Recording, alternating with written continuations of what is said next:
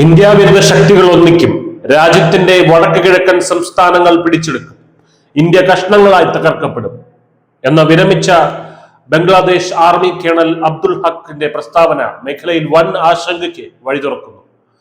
ശത്രുശക്തികൾ ഒന്നിച്ചാൽ ഇന്ത്യയുടെ മുഴുവൻ വടക്ക് കിഴക്കൻ സംസ്ഥാനങ്ങളെയും പിടിച്ചെടുക്കാൻ കഴിയുമെന്നാണ് അബ്ദുൽ ഹക്ക് പരസ്യമായി അവകാശപ്പെടുന്നത്. ആസം, അരുണാചൽ ഉൾപ്പെടെയുള്ള ഇന്ത്യയുടെ 7 വടക്ക് കിഴക്കൻ സംസ്ഥാനങ്ങളിലും അതീവ ജാഗ്രതയ്ക്ക് ഈ ഒരു പ്രസ്താവന കാരണമാകുന്നുണ്ട്. വടക്ക് കിഴക്കൻ ഇന്ത്യ രാജ്യത്തിന്റെ ഏറ്റവും സെൻസിറ്റീവായ മേഖലയാണ്. ഇടുങ്ങിയ സിലിഗുരി ഇടനാഴി വഴിയാണ് ഈ പ്രദേശം പ്രധാന ഭൂപ്രദേശവുമായി ബന്ധിപ്പിക്കുന്നത്.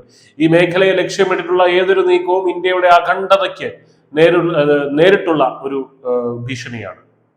സമാനമായ ഇന്ത്യ വിരുദ്ധ നിലപാട് മുൻപും ഉയർന്നിരുന്നു. ഈ വർഷം ആദ്യം മുൻ ബംഗ്ലാദേശ് ഓഫീസർ ALM ഫസ്ലൂർ റഹ്മാൻ നടത്തിയ പ്രസ്താവന ഇതിന് ഉദാഹരണമാണ്. ഇന്ത്യ പാകിസ്ഥാനെതിരെ നടപടിയെടുത്താൽ ചൈനയുടെ സഹായത്തോടെ ബംഗ്ലാദേശ് വടക്ക് കിഴക്കൻ ഇന്ത്യയെ ആക്രമിച്ച് കൈവശപ്പെടുത്തണം എന്നായിരുന്നു റഹ്മാന്റെ ആഹ്വാനം. ഇന്ത്യ വിരുദ്ധ പ്രചരണം കൂടുതൽ ആഴത്തിൽ വേരൂന്നുന്നു. ഇന്ത്യ പല കഷ്ണങ്ങളായി വിഭജിക്കപ്പെടുന്നത് വരെ ബംഗ്ലാദേശിൽ പൂർണ്ണമായ സമാധാനം ഉണ്ടാകില്ലെന്ന് മുൻ Bangladesh army general Abdul Aman asked me പ്രഖ്യാപിക്കുന്നു.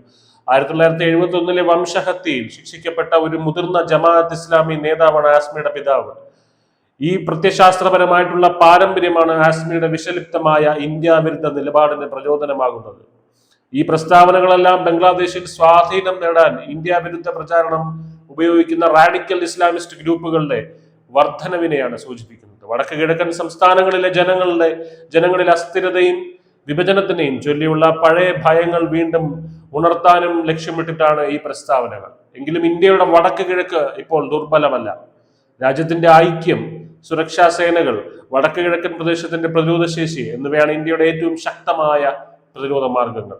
സിലിഗുരി ഇടനാഴി ഇപ്പോൾ ബ്രഹ്മോസ് മിസൈലുകളും S-400 ഒക്കെ ഉൾപ്പെടുന്ന അത്യാധുനിക പ്രതിരോധ സംവിധാനങ്ങളുള്ള സൈനിക കോട്ടയാണ്.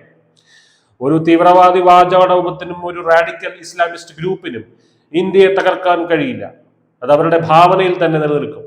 അതിർത്തിക്ക് അപ്പുറത്ത് നിന്ന് ഭീഷണി മുഴക്കുന്നവർക്ക് എന്നും ഭീഷണി മുഴക്കാൻ ആ അതിർത്തി എന്നും അവിടെ തന്നെ ഉണ്ടാകും.